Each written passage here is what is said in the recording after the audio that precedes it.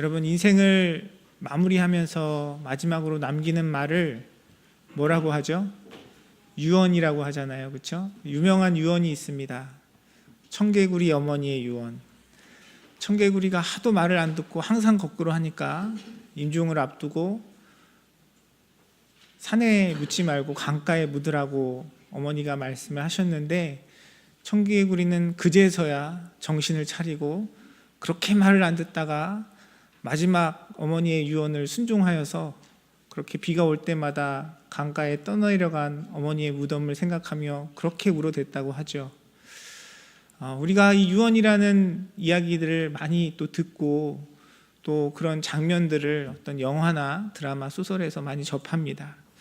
그런데 목회자로서 성도님들이 임종을 주변에 이렇게 접하면서 보면 사실 유언을 그렇게 준비하거나 또 경험하는 일들이 생각보다 많지 않은 것 같아요. 우리가 죽음을 계획할 수 없고 또 예측할 수 없이 갑자기 찾아오는 그런 순간들이 있고요. 또 어떤 경우에는 정말 하나님의 그 부르심을 받을 그 당시에 정신적인, 육체적인 상태가 무엇인가를 남기고 이야기할 만한 그런 상태가 되지 못할 때도 많이 있어요. 또 어떤 경우에는요, 인생을 마무리하시면서 여쭤보면 잘 모르겠어요 이야기하시는 분들도 많고요. 그냥 감사하고 사랑하고 후회되는 이야기들 몇 마디 남기시는 것들을 경험하게 됩니다. 우리가 함께 읽은 본문의 말씀은 우리의 그 실상과는 다르게 유언 마지막 그 고별의 순간을 두 편의 설교로 남겨놓은 여호수아의 이야기를 담고 있습니다. 우리가 함께 읽은 말씀, 본문 말씀 여호수아 24장 26절에서 28절의 말씀은 그 마지막의 내용을 종합해서 마무리하고 담고 있는데요. 그 앞에 있는 내용, 여호수아가 이스라엘 백성들 또 이스라엘 백성들의 지도자들에게 남긴 그 내용을 종합해 보면 크게 두 가지로 이야기할 수 있을 것 같아요. 첫 번째는 하나님의 역사하심, 하나님의 인도하심, 하나님의 행하심을 기억하라는 것입니다. 하나님이 너희를 택하셨고 하나님이 너희를 인도하셨고 하나님이 너희 가운데 역사하신다라는 사실을 기억하라라는 내용이고요. 두 번째는 그 하나님의 말씀과 계명을 온전히 지켜 행하고 그 하나님을 사랑하라 하고 여호수아가 자신의 인생의 모든 여정, 하나님께서 맡겨주신 그 사명을 마무리하며 이스라엘 백성들에게 그 메시지를 남긴 것이 여호수아 23장과 24장의 내용입니다. 우리가 하나님 앞에서 우리의 신앙 가운데 살아가는 우리의 삶을 돌아볼 때 여러분에게 누군가 여러분의 인생을 담은 여러분 인생의 그 마지막의 순간에 어떤 말을 남기시겠습니까? 묻는다면 여러분은 어떤 고백을 하시겠습니까? 아마 여호수아가 이야기한 이 얘기와 비슷한 내용들을 고백하지 않을까 하는 생각이 듭니다. 우리가 하나님을 기억하고 하나님을 사랑하고 또 하나님 말씀 가운데 살아가는 삶에 대해서 사실 꼭 유언이 아니더라도 수없이 듣고 또 그렇게 살아갑니다. 하지만 그렇게 많이 듣고 그렇게 고백하는 만큼 또 그 가운데 우리가 온전히 하나님 앞에 서지 못하는 우리의 연약함을 고백할 수밖에 없어요. 여러분 어떠십니까? 여러분 지난 한 해를 돌아보셨을 때, 여러분의 삶을 돌아보셨을 때 여러분은 진정으로 하나님을 기억하고 또 하나님의 말씀 가운데 하나님을 사랑하는 삶을 살아오셨습니까? 네, 다들 겸손하시네요. 네, 우리 다 그렇게 내가 그렇게 살았습니다 얘기할 수 없잖아요. 우리가 그렇게 살아가야 된다는 줄 알아요. 그렇게 살아야 한다는 것을 우리가 분명히 배우고 또 그렇게 살아가려고 합니다. 오늘 우리가 함께 읽진 않았지만 여호수아의 말씀도 보니까 이런 메시지를 들은 이스라엘 백성들이 그 여호수아의 그 선포 가운데 우리가 여호와만을 섬기겠노라고 그들이 고백하고 또 그렇게 다짐하는 것을 성경을 통해 확인할 수 있습니다. 여러분도 그 마음으로 이 자리에 오셨잖아요. 그 여호와만을 섬기고 하나님을 기억하고 하나님 사랑하고 주님 뜻대로 살아가고자 하는 그 마음과 다짐이 우리 가운데 있지만 또 한편으로는 우리의 삶 속에 우리의 부족함, 연약함을 고백할 수밖에 없는 것이 우리의 모습입니다. 여러분, 우리가 과연 어떻게 우리에게 주신 그 하나님의 말씀 가운데, 또한 우리의 다짐과 소원 가운데 주님과 동행하며 하나님의 말씀 가운데 주님을 사랑하는 삶을 온전히 이루어갈 수 있을까요? 오늘 그 지혜를 오늘 본문의 말씀은 담고 있습니다. 함께 나누는 이 말씀을 통해서 정말 우리의 관념, 우리의 마음 가운데만 남아있는 것이 아니라 진정으로 하나님과 동행하고 하나님을 사랑하는 그 길에 서서 주님과 동행하는 그 삶 가운데 우리에게 주시는 하나님의 놀라운 축복과 은혜를 누릴 수 있는 지혜를 얻는 이 시간 되기를 간절히 소원합니다. 우리가 어떻게 우리의 마음의 소원처럼 하나님께서 우리에게 일러주시는 것처럼 주님을 기억하고 하나님 사랑하는 삶을 살아갈 수 있을까요? 첫 번째 가장 중요한 것은요, 우리가 그 말씀 가운데 서야 한다는 것입니다. 오늘 본문 말씀 26절의 말씀은 여호수아가 그 모든 마지막 고별 설교의 메시지를 선포한 이후에 이렇게 이야기하고 있습니다. 여호수아가 이 모든 말씀을 하나님의 율법책에 기록하였다라고 이야기합니다. 여러분, 말씀 가운데 살아가는 삶을 살아가기 위해선 말씀이 우리의 삶 속에 우리의 마음 가운데 새겨져야 해요. 하나님의 율법책을 기록한 이유가 무엇이겠습니까? 그 율법책을 기록하여서 수시로 그 율법책을 읽고 묵상하고 또 말씀 가운데 그들의 삶을 돌아보려고 그 율법책을 기록하라고 이야기하는 것이고요. 그렇게 쓰여야 한다는 것입니다. 여러분, 우리가 하나님과 건강한 관계, 주님을 사랑하고 주님과 동행하는 삶을 살아가기 위해서는 우리의 신앙이 철저히 하나님의 말씀이 중심이 되어야 합니다. 사람들과의 관계 속에서도 마찬가지예요. 좋은 관계를 맺어가려면, 사랑의 관계를 유지하려면 어떻게 해야 됩니까? 사랑을 표현하는 데도 여러 가지 방식이 있죠. 내가 중심이 돼서 내가 원하는 대로만 표현하고 그렇게 사랑을 나눈다면 건강한 관계를 이루어갈 수 없습니다. 상대방이 좋아하는 것, 또 상대방이 싫어하는 것이 무엇인지 분별하여서 그 사람이 원하는 것을 하고 그 사람이 원하지 않는 것을 하는 것이 참된 사랑의 모습이죠.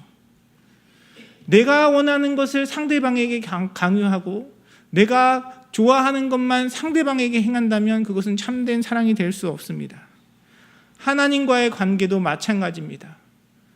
여러분, 우리가 하나님 사랑한다고 고백하고 하나님을 사랑하려고 하는데 하나님께서 우리에게 원하시는, 하나님께서 우리에게 기뻐하시는 진정한 주님의 뜻은 무엇이겠습니까?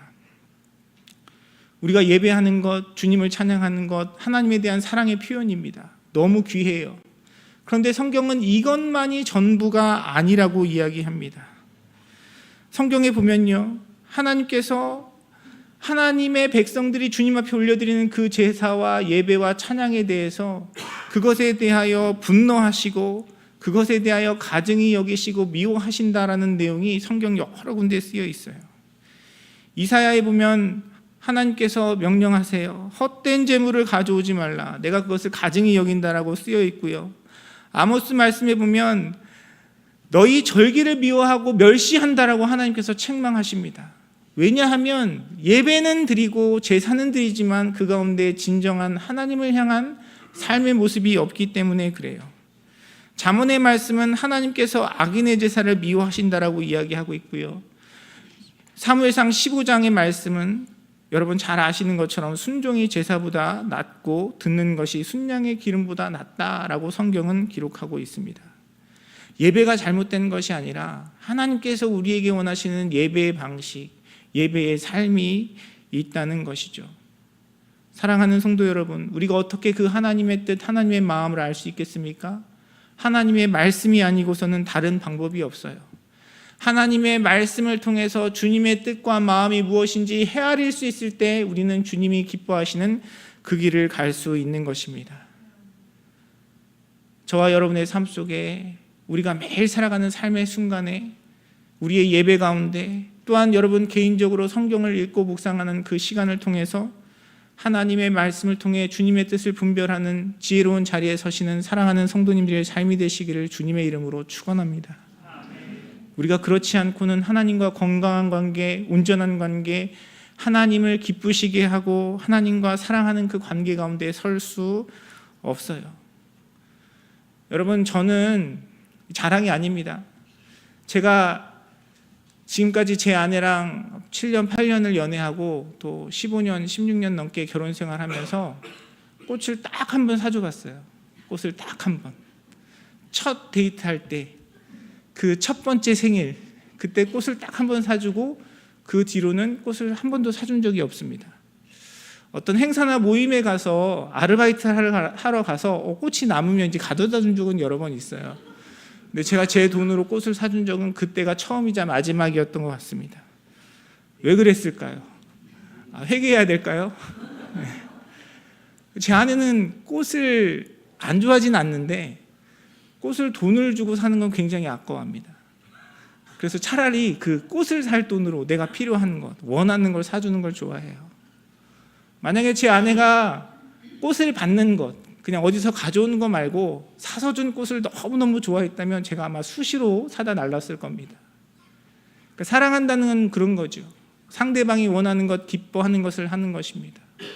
우리가 하나님 사랑한다고 내 나름대로 열심히 교회를 섬기고 예배를 준비하고 찬양을 하지만 하나님께서 기뻐하시는 그 예수님을 닮아가는 모습, 하나님께서 기뻐하시는 서로 사랑하는 그 모습이 우리 가운데 없다면 우리는 오히려 그 하나님을 향한 우리의 열심 때문에 하나님의 책망을 받고 주님의 근심을 살 것입니다.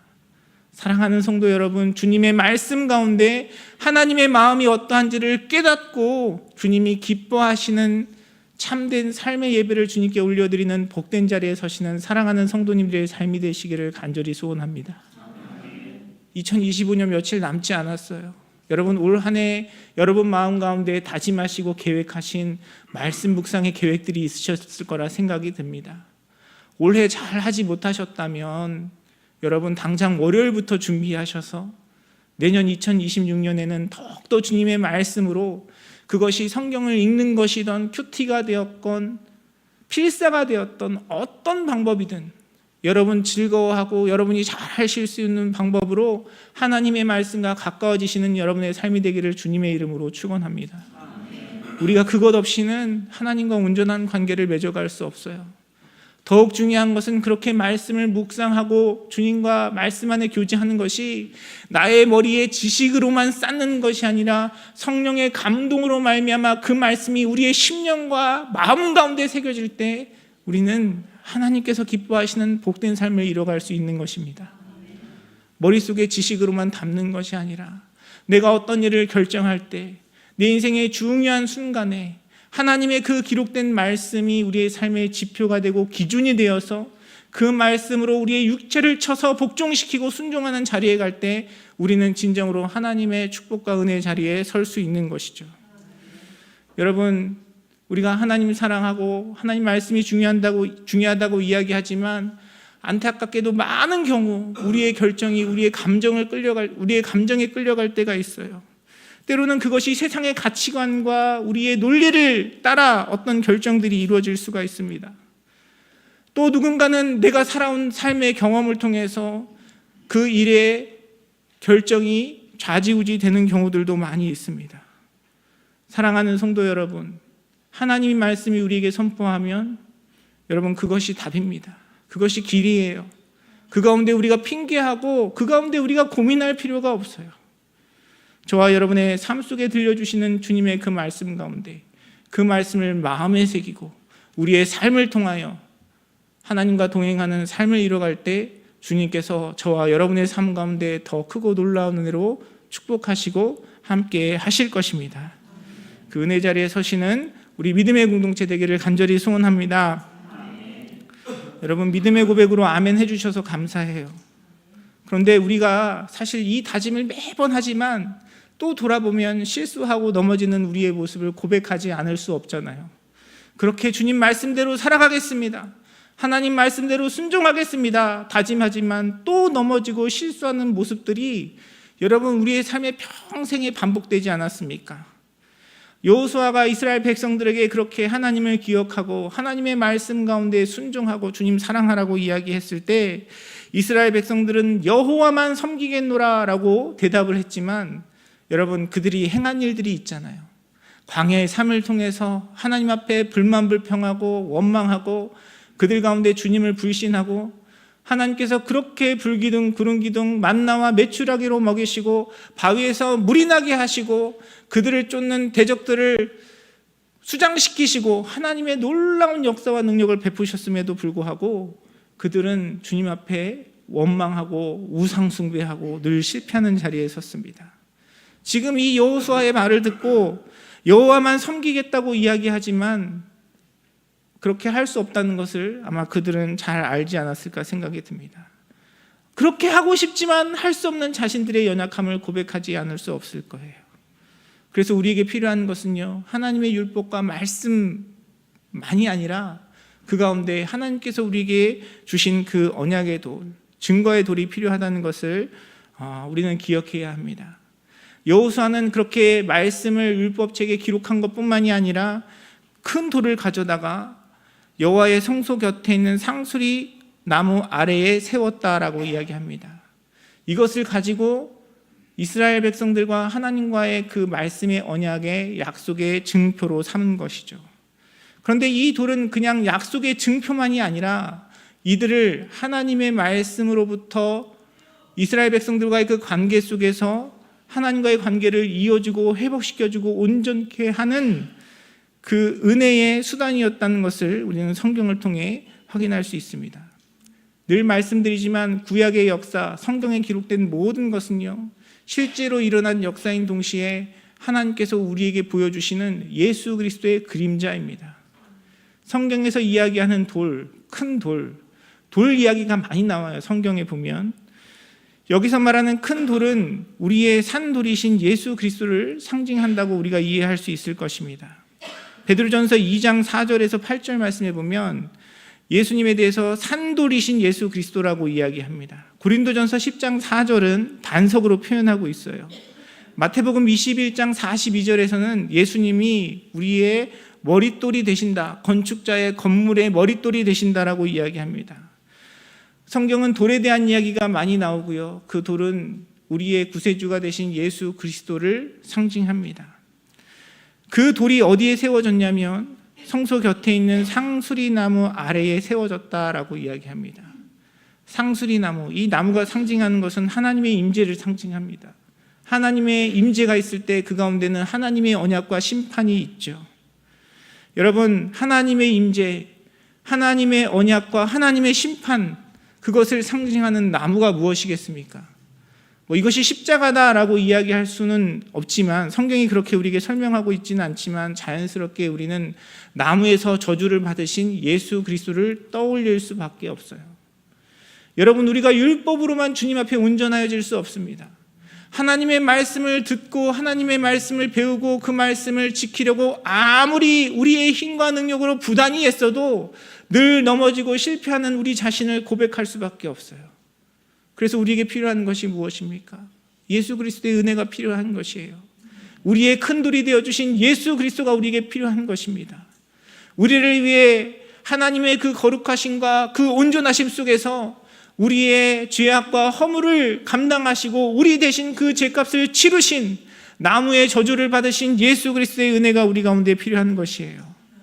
사랑하는 성도 여러분, 우리가 그 언약 앞에, 말씀 앞에 넘어지고 쓰러지지만 그 가운데 우리가 실족하지만 그것을 내가 책임지려 하지 아니하고 이미 그 모든 일들을 책임지시고 우리의 구원자가 되신 예수 그리스도를 온전히 바라보시는 사랑하는 성도님들의 삶이 되시기를 주님의 이름으로 축원합니다. 주님은 이미 아세요. 우리도 알지만 주님은 이미 아십니다. 우리가 얼마나 연약한지, 우리가 또 넘어질 것, 우리가 그 가운데 온전할 수 없음을 주님은 아십니다. 그래서 예수님을 통해서 그 모든 일들을, 그 율법의 요구를 이미 이루셨어요. 우리가 해야 할 것은 나의 연약함을 인정하고 나의 죄를 위해 이 땅에 오신 예수님의 그 놀라운 사랑에 감사하고 또 우리에게 약속하신 그 성령님, 우리 안에 주신 그리스도의 그 새 생명, 우리를 거듭나게 하신 주님의 은혜 속에서 주님을 의지하며 나아갈 때 나도 모르게 어느 순간 우리의 심령이 변화되고 우리의 속사람이 강건하여지고 예수님을 닮아가고 있는 우리의 삶을 발견할 수 있는 것입니다. 사랑하는 성도 여러분, 내 힘과 능력이 아니라 우리의 큰돌이 되어주신 예수 그리스도 바라보고 주님을 의지하고 겸손함으로 주님의 인도하심을 받는 복된 자리에 서시는 사랑하는 성도님들의 삶이 되시기를 간절히 소원합니다. 그 큰돌은 어떤 일을 행하였습니까? 28절 말씀에 보니까 이렇게 얘기해요. 여호와께서 우리에게 하신 모든 말씀을 이 돌이 들었음이라 라고 이야기합니다. 이 돌이 그 모든 약속, 하나님의 언약을 들었다고 이야기합니다. 예수님께서 우리의 큰돌이 되어주신 예수님은 그 언약의 증인이 되어주신다는 의미입니다. 예수님은 하나님의 그 뜻을 우리에게 인간의 몸을 입고 이 땅에 오셔서 가르쳐 주셨고요. 그 하나님의 말씀, 약속을 이루시는 우리의 산 증인이 되어주셨고 또한 그렇게 살아내심을 통해서 우리의 모범이 되어주셨습니다. 뿐만 아니라 주님은 그 약속 가운데 우리의 증인이 되어주셔서 우리를 향한 하나님의 사랑을 나타내 주시고 또 주님 앞에 실족하고 넘어진 우리의 삶 속에 우리의 변호인이 되어주셔서 우리의 보호자가 되어주시고 하나님과 우리의 관계, 죄로 인해 끊어진 그 관계를 화해시켜 주시는 중보자가 되어주시는 것입니다. 또한 말씀은 우리에게 이야기해요. 그 돌이 너희의 하나님을 부인하지 못하도록 증거가 될 것이라고 말씀은 이야기하고 있습니다. 여러분, 돌은 약속이고 증표인데요, 그 돌이 우리로 하여금 하나님을 부인하지 못하도록 우리를 돕는다라고 성경은 기록하고 있어요. 하나님은 어떤 분이십니까? 하나님은 만물의 창조주이시고 거룩하신 분이시고 온전하신 분이시고 흠이 조금도 없으신 분이시죠. 그래서 성경은 우리가 때로는 잔인하게 느껴질 정도로 죄에 대해서 엄중하게 심판하시고 그러한 것들을 멸절시키시는 하나님의 모습을 그리고 있습니다. 그런데 하나님은 그렇게 공의로우신 분만은 아니에요. 그 공의로우신 하나님은 또한 우리를 사랑하시는 하나님이십니다. 그렇게 우리를 사랑하시는 하나님께서 아담과 하와가 하나님과의 그 언약을 깨뜨렸지만 그들에게 가죽옷을 입히셨고요. 가인과 아벨이 주님 앞에 제사를 드렸을 때 가인이 동생을 죽이는 그 참혹한 범죄의 현장 가운데 주님의 은혜를 구하였을 때 하나님께서 그를 보호하시겠다라고 약속하셨어요. 성경은 우리의 연약함과 부족함에 대해서 보여주고 있지만 동시에 그 우리의 연약함과 끈질긴 죄악에도 불구하고 우리를 포기하지 아니하시는 하나님의 사랑에 대해서 나타내주고 계시는 것입니다. 그래서 하나님의 그 율법이 우리에게 무엇인가 우리가 잘못하고 우리가 회개해야 될 부분에 대해서 우리의 죄악의 모습에 대해서 드러내주기도 하지만 동시에 그 돌이, 그 언약의 돌이 우리와 함께하기에 우리는 또한 하나님의 은혜로 주님의 사랑으로 우리의 부족함과 연약함에도 불구하고 주님 앞에 담대함으로 나아갈 수 있는 것이죠. 사랑하는 성도 여러분, 여러분을 사랑하셔서 여러분을 절대 포기하지 않으시고 우리의 연약함과 제약에도 불구하고 우리와 함께하시고 동행하시기 원하시는 주님의 그 사랑을 온전히 깨닫는 복된 자리에 서시는 사랑하는 성도님들의 삶이 되시기를 주님의 이름으로 축원합니다.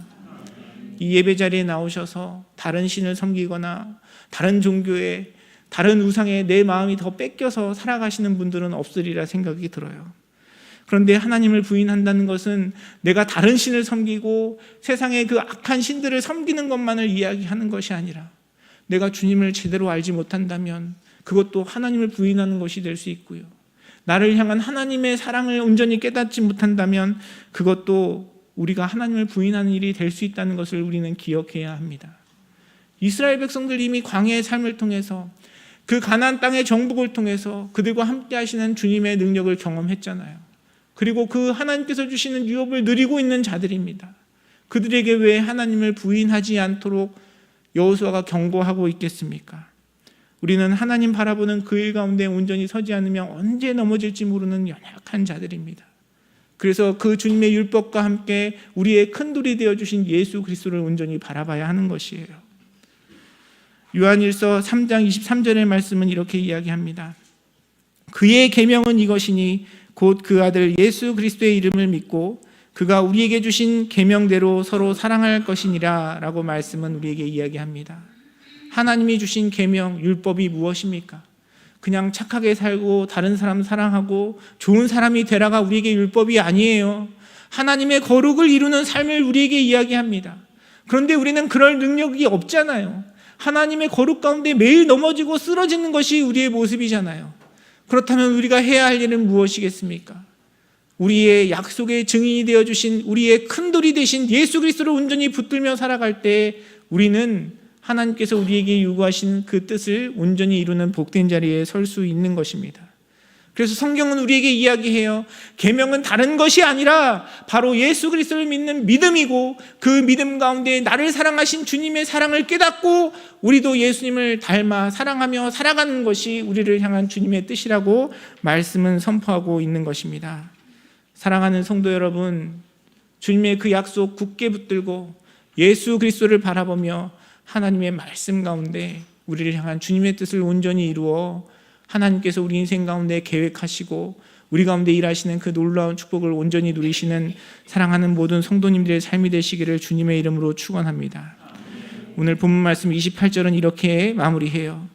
백성을 보내어 각기 기업으로 돌아가게 하였더라 라고 이야기합니다. 이렇게 주님의 말씀을 붙들고 우리의 큰돌이 되신 예수 그리스도를 증인으로 삼아 주님과 동행하는 삶은 우리가 함께 모여서 예배하는 이 공간에서만 이루어지는 것이 아닙니다.